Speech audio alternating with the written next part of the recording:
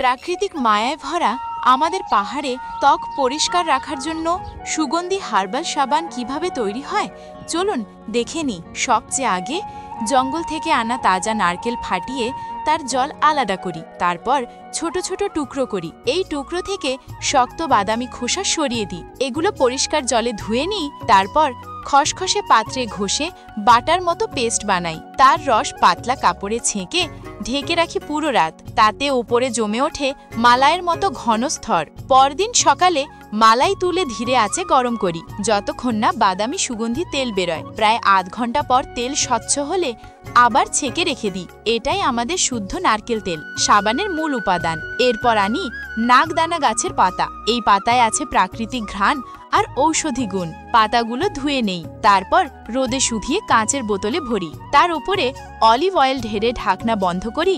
1 সপ্তাহ রেখে দিই যাতে পাতার গুণ তেলে মিশে যায়। 1 সপ্তাহ পরে একটি বাটিতে নিই সামান্য ক্যামেলিয়া তেল, সামান্য মুগওয়ার তেল আর নারকেল তেল। আরেক বাটিতে একই তেল নিই। দুটো মিশ্রণ হাতে কয়েক ঘন্টা ধরে মিশাই।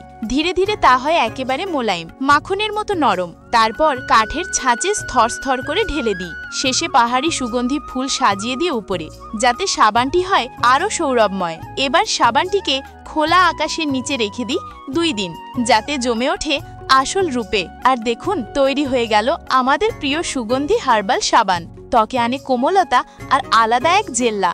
আমাদের এই প্রাকৃতিক যাত্রা কেমন লাগলো অবশ্যই কমেন্টে জানাবেন। লাইক ও সাবস্ক্রাইব করে আমাদের পাহাড়ি পরিবারের অংশ হয়ে থাকুন। ধন্যবাদ।